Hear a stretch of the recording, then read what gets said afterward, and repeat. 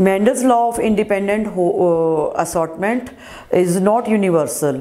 It holds good only for those traits that are present on different chromosomes. और हम कह सकते हैं कि non homologous chromosomes पर if these traits are present, different traits are present, only then they will move independent to each other.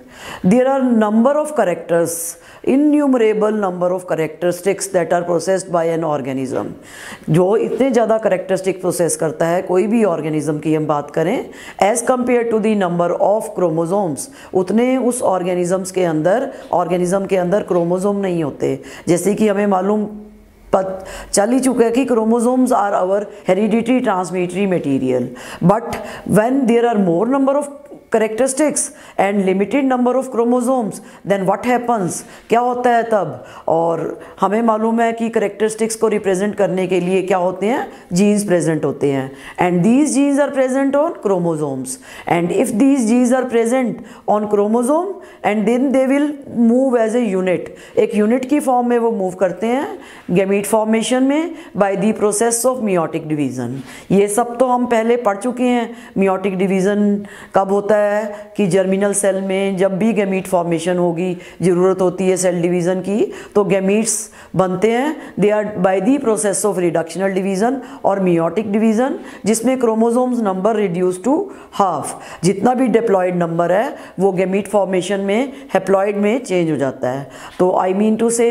कि diploid set of chromosomes when they become haploid, तो उन क्रोमोसोम्स के ऊपर जितने भी जीन्स हैं वो भी क्या होते हैं, यूनिट की फॉर्म में जाते हैं. ठीक है. There were scientist that is whose name were R.C. Punnett and Bateson in 1905.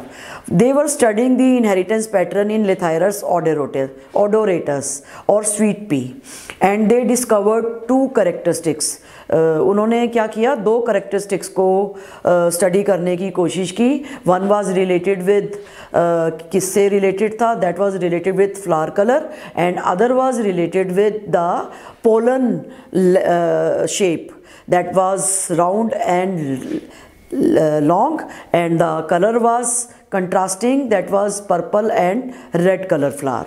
तो उन्होंने देखा कि when the genes or the alleles they are present in the similar parent, I mean to say if they have considered two dominant character, purple or versus round, उसको dominant character माना, and if they are present in similar parent, और उसको cross करवाया किससे, with the red versus long pollen. ठीक है. तो when these were present in, when both the alleles, dominant alleles as present in similar, then they will move as a unit. कैसे unit की form में वो move करेंगे during the gamete formation. यानी कि जब भी जहाँ पे भी कैपिटल P है वहाँ पे कैपिटल L आएगा. If they are present in both of them, they are present together in similar parent, and this is called that was called by them, उन्होंने उसको क्या नाम दिया, coupling, and phenomena that was called the coupling. And if these alleles are present in different parents, इससे हम reverse लें, जैसे कि if we have considered P के साथ small l and small p के साथ if they have considered capital L, then they will be moving differently from each other. यानी कि कैपिटल P के साथ what we will be getting, small l, and small p के साथ they will be getting capital L. तो that theory was, this was called the repulsion. इसको उन्होंने क्या नाम दिया, coupling and repulsion. Coupling, when the genes were present together, dominant alleles were present together, they will move as a unit during the gamete formation to the next generation. And when these alleles are different, यानी कि the second case was considered, then they will not move as a unit. Then they will be different from each other and they will move differently. Different form में, यानी कि one is capital dominant है तो second will be recessive. तो ये different हो गए ना, तो ये डिफरेंट फॉर्म में गैमीट फॉर्मेशन में मूव करेंगे. Then this was called the repulsion. तो the same phenomena was discovered by, इसको तो किसने डिस्कवर्ड किया था, बैटिसन एंड पन्नेट ने. 1905 में किसके ऊपर? They were studying the inheritance in Lathyrus odoratus. Lathyrus odoratus is a name of, scientific name of sweet pea. किसका नाम है ये? स्वीट पी का साइंटिफिक नेम है. तो ये सबसे पहले उसको स्टडी कर रहे थे, ठीक है. And they discovered the coupling and repulsion theory, that is the other aspect of a linkage. तो इसका मतलब है सबसे पहले लिंकेज को किसने डिस्कवर किया? बैटिसन एंड पन्नेट ने, जिसमें उन्होंने दो एस्पेक्ट्स को, two aspects of a single phenomena. कौन सा फिनोमिना? लिंकेज के two aspects, coupling and repulsion को डिस्कवर किया by studying on their gametes and by studying two characteristics. Experimentally इसको डिस्कवर किया, प्रूफ एक्सपेरिमेंट करने के बाद. एंड लेटर ऑन मॉर्गन ने इन्हीं फिनोमिना को, इसी फिनोमिनन को कहा लिंकेज. इसको क्या नाम दिया? लिंकेज का. तो what is a linkage? Linkage is a tendency of genes or capacity of genes to stay together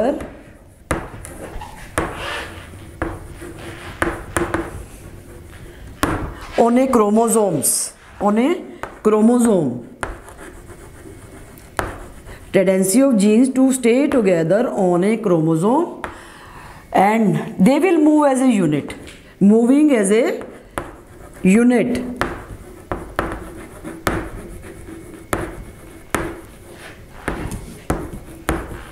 And this phenomena of movement of genes together during the gamete formation is called the linkage, and the genes are called the linked genes. तो linked genes क्या है? Genes that are present on the chromosomes, जिसमें भी linkage का phenomena हो रहा है उससे रिलेटेड जीन्स को लिंक्ड जीन्स बोलते हैं. Linked genes present on same chromosome.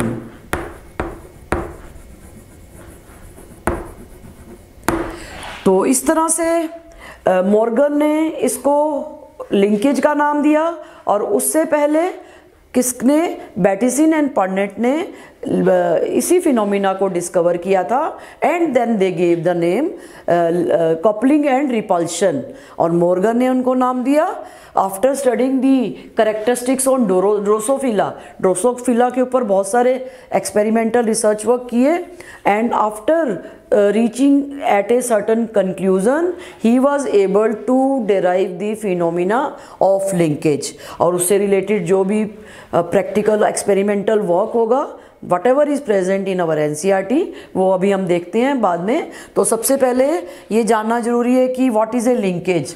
तो linkage is a tendency of a genes कि to stay together on a chromosome. एक ही क्रोमोसोम के ऊपर जितने भी जीन्स प्रेजेंट होते हैं वो क्या करते हैं? अपने आप को उसी के ऊपर रखने की कोशिश करते हैं. And they will move as a unit during the gamete formation and they try their best to move as a unit. ठीक है, पूरी यूनिट की फॉर्म में गैमीट में जाते हैं. ठीक है, unless there are some phenomena. कौन से फिनोमिना होते हैं? Crossing over is there. वो क्या होता है क्रॉसिंग ओवर से? जिससे कि रिकॉम्बिनेशन बनती है. That is A separate thing. वो कैसे होता है that I will discuss you later on, बाद में बताऊंगी. तो अब इसमें अगर हम देखें, जब कंपेयर करते हैं लिंक्ड जीन्स की और अनलिंक्ड जीन्स की, डाई हाइब्रिड रेशो और test cross ratio, that is different. वो डिफरेंट होती है. जैसे कि मेंडल ने तो क्या किया था, उसने व्हाट ही टोल्ड, उसने रेसिप्रोकल क्रॉसेस किए थे, डाई हाइब्रिड भी और मोनो हाइब्रिड भी, and he could draw the result similar. तो उसने देखा कि results are similar, phenotypic ratio are all similar, but not in this case. Linkage के केस में ऐसा नहीं होता. तो उसमें कैसे ये डेविएट करती है, लिंक जीन्स किस तरह से फिनोटिपिकली डेविएट करते हैं, डाई हाइब्रिड रेशियो में या dihybrid test cross ratio में, या डाई हाइब्रिड की हम सेल्फिंग करवाएं F2 में, तो किस तरह से वो डिफ़र करते हैं. तो हम एक कंपैरेटिव एनकाउंट देखते ही हैं. सबसे पहले इफ़ वी स्टडी कि dihybrid test cross ratio को जैसे हमें मालूम है, already we have studied dihybrid test cross ratio, that is dihybrid simple ratio that is obtained during the independent assortment को जो प्रूव करती है, और F2 रेशो है 9:3:3:1, ठीक है। When genes are not present on when genes are assorted independently, तब क्या होती है, dihybrid test F2 phenotypic ratio is 9:3:3:1 कि जब जीन्स लिंक्ड नहीं होते, यानी कि उनमें इंडिपेंडेंट असॉर्टमेंट होती है, जो कि हम डाई हाइब्रिड प्रूव कर ही चुके हैं ये वाली रेशो।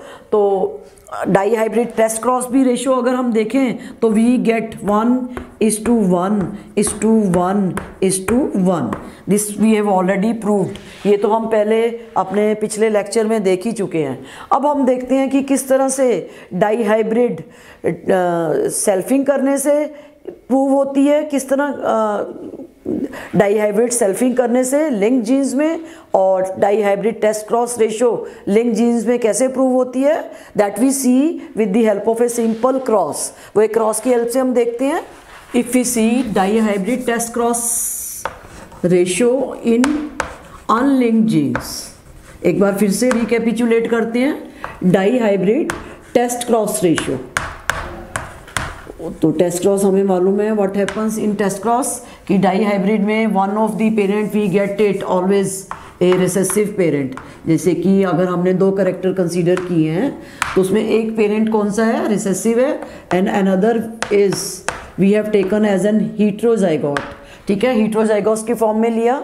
जब हम इसके गैमीट बनाएंगे तो what we will be getting, इसमें we will be getting 4 kinds of gamete, A B और A B and then a small a and capital B and then small a small b। तो इसको जब इनकी homozygous recessive gamete के साथ cross करवाएंगे तो what we are getting, always we will be getting 1:1:1:1 ratio, जैसे कि इसमें हम देख रहे हैं, ठीक है। ये अब हमें डाई हाइब्रिड अनलिंक्ड जीन्स की रेशो हम देखते हैं, जिसमें हम जिसके बेसिस पे we will be able to draw some conclusion or we will have a comparison of linked genes as well as that of unlinked genes। जैसे कि अनलिंक्ड जीन्स में अब हम देखेंगे कि हर तरह से फिनोटाइप और genotype are differently we are getting, इसमें हमें अलग अलग से मिल रहे हैं। देखो कोई भी किसी से नहीं मिल रहा, तो इसका क्या मतलब है कि वी आर गेटिंग 1:1:1 रेशो, ठीक है। तो ये हमें कैसे मिला, जब जीन्स में लिंकेज नहीं है और वो इंडिपेंडेंटली असॉर्ट करते हैं ड्यूरिंग दी गैमीट फॉर्मेशन, जैसे कि कैपिटल ए के साथ स्मॉल बी और कैपिटल बी के साथ स्मॉल ए, ठीक है। एवरीथिंग कैन बी देयर, ये हम पहले कर चुके हैं, ठीक है। And this is regarding the unlinked genes. Unlinked genes की when there is an independent assortment, तो उसमें ratio we have obtained is 1:1:1:1। This has been asked so many times in MCQs, that is why it was necessary to tell you कि ये comparative account से related questions आ चुके हैं, इसलिए बताना जरूरी था। अब हम देखते हैं लिंक्ड जीन्स की बात करते हैं। तो अब लिंक्ड जीन्स में what we do this time कि first of all we do a क्या कहते हैं, सेल्फिंग करते हैं। तो सेल्फिंग में द सेम थिंग, ए के साथ B and we get A के साथ बी, ये characteristics that we have obtained in F1 में जो भी हमें मिलता है क्रॉस करने से उसको उसी के साथ ही क्रॉस करवाते हैं, ए के साथ B and small A small B. इसमें आपको लिंकेज का मतलब ये ऑब्लिक लाइन शो कर रही है कि दीज आर लिंक्ड। जैसे उसमें कोई लाइन नहीं थी ना, that was showing not any kind of linkage. तो इस केस में हमें एज्यूम करना है कि this is an oblique line that is trying it's best कि कैपिटल ए के साथ कैपिटल बी है और स्मॉल ए के साथ स्मॉल बी है। कहने का मतलब ये है कि ये B capital A small B के साथ नहीं मूव कर सकता और कैपिटल बी स्मॉल ए के साथ नहीं मूव कर सकता जब भी गैमीट फॉर्मेशन होगी। अब हमने ये सेल्फिंग करवाई ना, क्योंकि ये that we had obtain in F1 से हमने स्टार्ट किया। स्टार्टिंग में हमने पेरेंटल ए बी बी लिए थे, तो और उसमें small A and small B लिए थे, फिर उनको क्रॉस करवाया था, तो we got this kind of result. तो अब इसमें हमने देखा जब गैमीट फॉर्मेशन होगी तो we will be getting capital A, capital B and then इसमें हम we will put a comma, A के साथ बी और स्मॉल ए के साथ small B. The same thing will be there with this, A के साथ बी एंड स्मॉल ए के साथ स्मॉल बी। तो this time we are not getting any kind of independent assortment, यानी कि कोई भी हमें न्यू कॉम्बिनेशन नहीं मिल रही। जहाँ कैपिटल ए है उसी के साथ ही बी है, कैपिटल बी है, और जहाँ स्मॉल ए है उसी के साथ ही क्या है, स्मॉल बी है। ठीक है, तो अब हम इसको फिर से F2 में देखते हैं। तो F2 में if we try our best to get the ratio A B के साथ ए बी, इस तरह से फिर से बनाएंगे ऑर्गेनिजम्स। ठीक है, और ए बी के साथ A B, this time we will be getting. ठीक है, अब इसको इसके साथ करेंगे तो ए बी के साथ फिर A B. Every time we have to put capital words on the top. ये नहीं है कि इसको ऊपर लिख दो और ये नीचे, one and the same thing will be there, but this is the pattern कि एक तरह से थोड़ा सा क्या कहते हैं इसको, यूनिफॉर्मिटी दिखाने के लिए we have done like this कि we have to put capital always on the upper side and small on the lower side. And this time ये रह गया और ये रह गया, इसके साथ ये करेंगे स्मॉल ए बी। ठीक है, and we have seen this time 1 2 and 3:1, 3 and small B.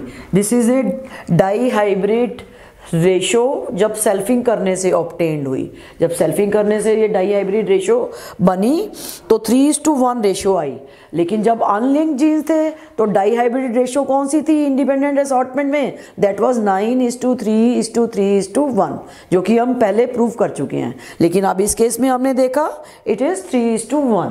Clear? तो इसका मतलब क्या है कि लिंकेज में totally phenotypic ratio is changed, only parental we have got when we have tried our best to show the complete linkage को हमने जब दिखाने की कोशिश की है।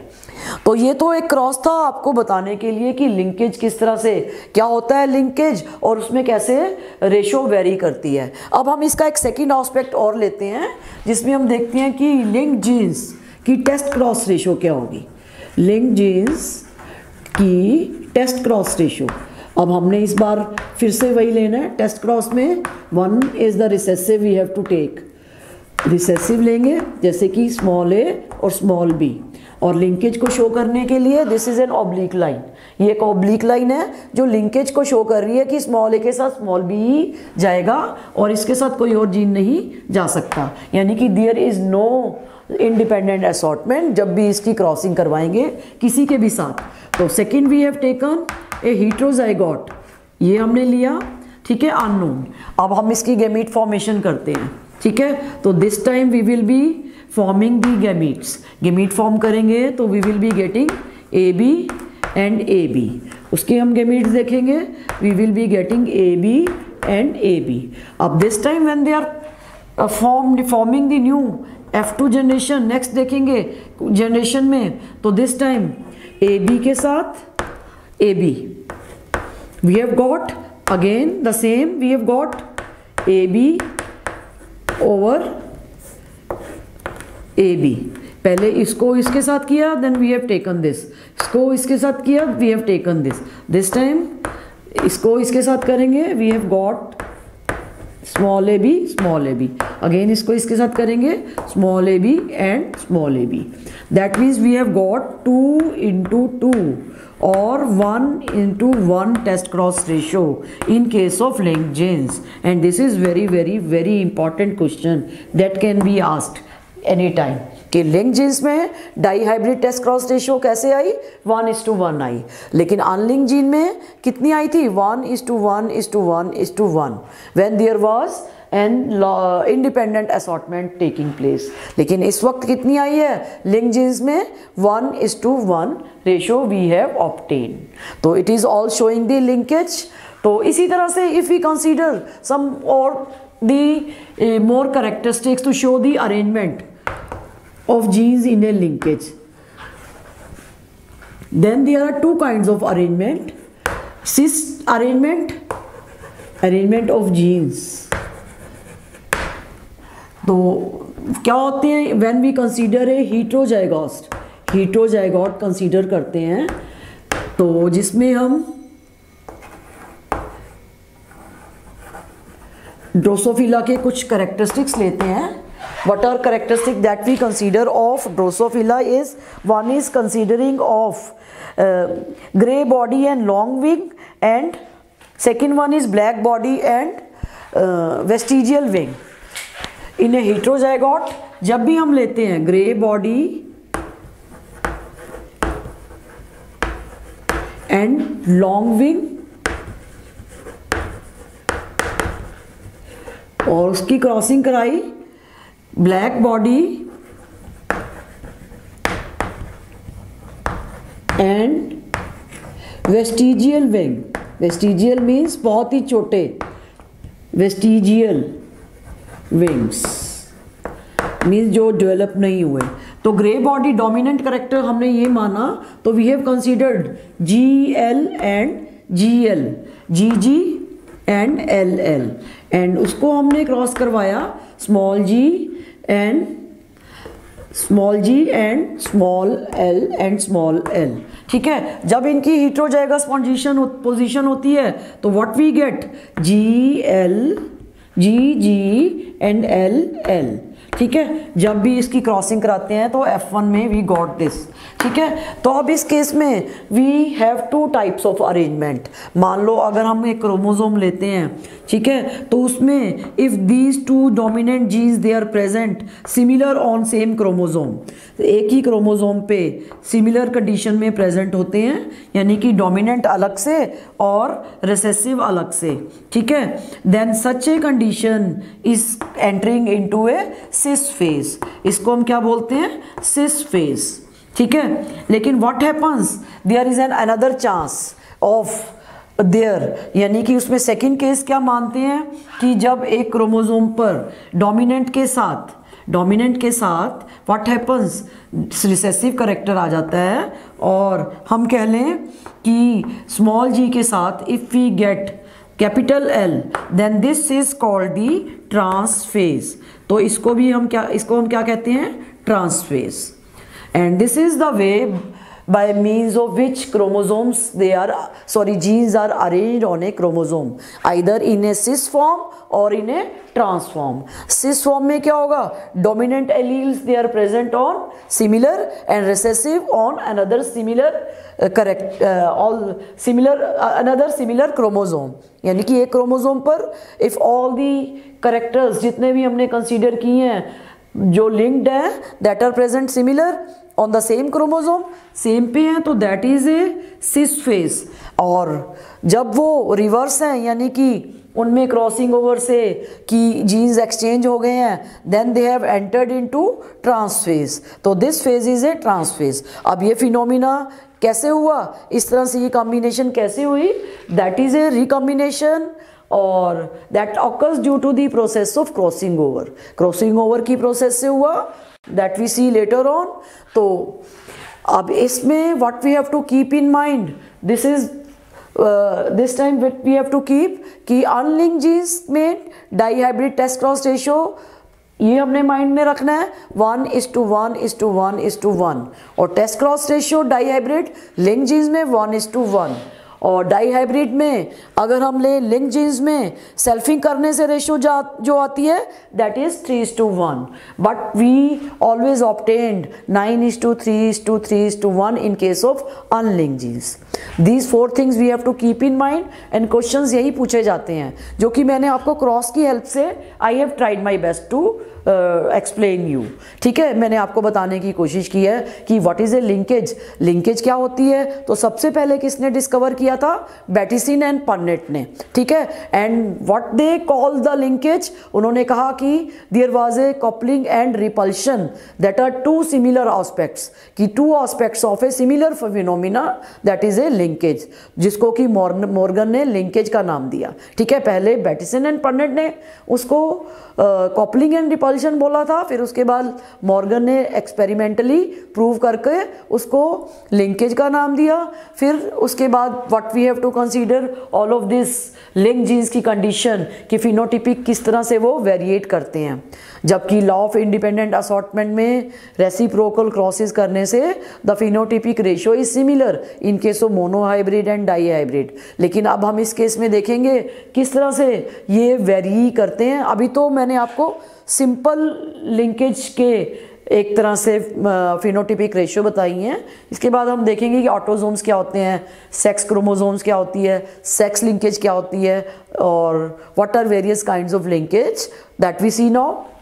मॉर्गन एंड कैस्टर ने ब्रीडिंग एक्सपेरिमेंट किए ड्रोसोफिला मिलेनोगैस्टर पर, और उसके बेसिस पे ही they formulated the theory of chromosomal theory of linkage.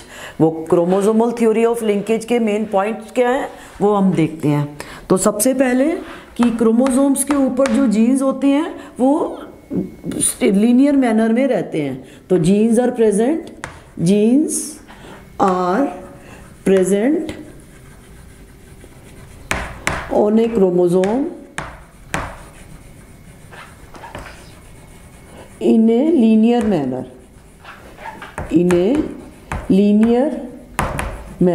linear means एक सीधी रेखा में वो रहते हैं।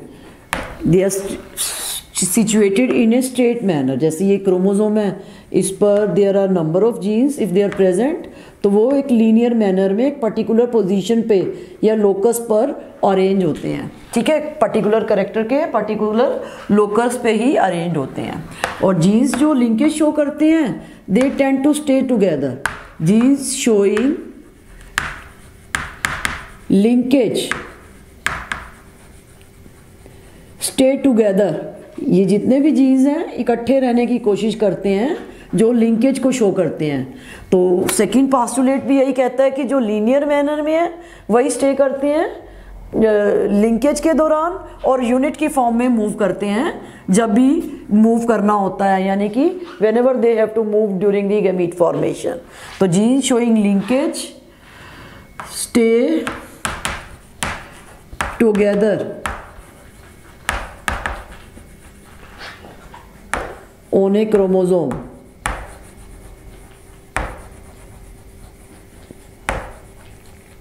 और थर्ड पोस्टुलेट क्या कहता है कि genes generally tend to stay in parental combination. Genes tend to stay in parental combinations, कि ज़्यादातर वो पेरेंटल कॉम्बिनेशन की फॉर्म में ही रहने की कोशिश करते हैं, कि जब भी गैमीट बनेंगे तो वो यूनिट की फॉर्म में ऐसे ही मूव करेंगे। Except there are some phenomena कि जिसमें क्रॉसिंग ओवर के कारण कुछ जीन्स के सेपरेट होने के चांसेस हो जाते हैं due the process of crossing over, जिससे नए नए रिकॉम्बिनेशन बनते हैं। But that is an exception. Generally they stay together and move together as a unit, और पेरेंटल कॉम्बिनेशन जो होता है वही आगे नेक्स्ट क्रोमोसोम में, नेक्स्ट जनरेशन में गैमीट फॉर्मेशन में जाता है। लेकिन एक्सेप्शन आर ऑलवेज देयर कि sometimes what happens, crossing over occurs, और उस क्रॉसिंग ओवर से जीन एक्सचेंज हो जाते हैं जितने भी ये क्रोमोसोम्स कर प्रेजेंट होते हैं। तो that we will see later on कि क्रॉसिंग ओवर कैसे होता है। Already we have studied in 11th class also. ठीक है, तो सेकेंड नेक्स्ट पॉइंट है कि genes that are closer, genes close to each other show more linkage,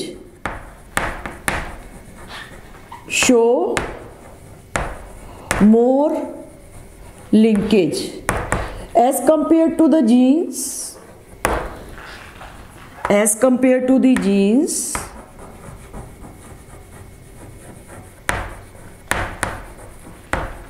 as compared to the genes that are far apart, जो दूर होते हैं, far apart. तो I mean to say, suppose we have taken this gene A, B, C, D and E and F. तो A और B में linkage ज़्यादा होगी as compare to A and C और A एंड D, ठीक है। तो जिसके बेसिस पे we can map the chromosome also, कि क्रोमोजोमल मैपिंग भी कर सकती हैं इसके बेसिस पे। तो but in this case chromosomal theory of linkage में what we have, I want to tell you कि जीन्स जितने ज़्यादा क्लोज होंगे उतनी ही ज़्यादा लिंकेज होगी, जितने ज़्यादा दूर होंगे उतनी ही लिंकेज के चांसेस कम होंगे, और chances of recombinations are more due to the crossing over. यानी कि ये दूर होने के कारण ए और E they are very far apart, तो इनमें दूर होने के कारण इसका इससे सेपरेट होने के चांसेस ज़्यादा हैं। लेकिन जब ये दोनों जीन्स की बात आती है, if they are staying together, they are very close, तो दे विल बी लिंक्ड, तो इनमें क्रॉसिंग ओवर के चांसेस कम होंगे as compare to the farther genes, कि जीन्स दो दूर दूर सिचुएटेड है, ठीक है। तो इसका क्या मतलब है, linkage is inversely proportional to the distance, ठीक है, between the genes, distance between the genes. Inversely proportional क्या मतलब क्या है, बिटवीन द जीन्स, ठीक है। The more the distance the less the linkage, ठीक है, more distance then less linkage, ठीक है। और less linkage, less distance then more linkage, ठीक है। जितनी डिस्टेंस कम होगी वो लिंकेज ज़्यादा होगी। That we will be proving with the help of a cross that is mentioned in NCERT, ठीक है। तो उससे पहले तो अभी हमने बहुत सारे टाइप्स भी पढ़ने हैं कि लिंकेज के टाइप्स क्या होते हैं। तो these are the various postulates of a chromosomal theory of linkage, and these are stated by किसने, कैस्टल एंड मॉर्गन ने 1906 में आफ्टर स्टडिंग और breeding, after conducting breeding experiment on Drosophila melanogaster, उसके ऊपर एक्सपेरिमेंट कंडक्ट करने के बाद दे formulated these postulates. उन्होंने ये पॉइंट्स रखे थे कि जीन्स के क्या लिंकेज के क्या चांसेस होते हैं, ठीक है। तो we come to the next, what is a type of a linkage. तो in this generally the genes they show complete linkage, they try their best to show the complete linkage, और इस complete linkage में there are no new combination are formed, only parental combinations are there, only parental combinations,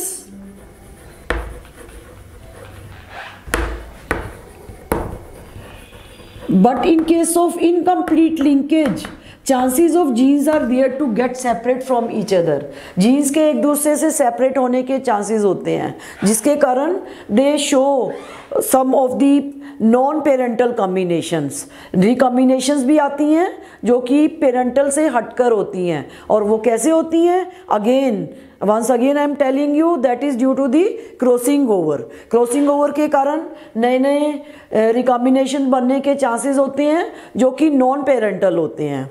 तो जैसे कि इसमें तो मैंने आपको बताया कंप्लीट लिंकेज में ओनली पेरेंटल कॉम्बिनेशन, नो रिकॉम्बिनेशंस, कि कोई भी रिकॉम्बिनेशन नहीं होती कंप्लीट लिंकेज में। अब इनकम्प्लीट लिंकेज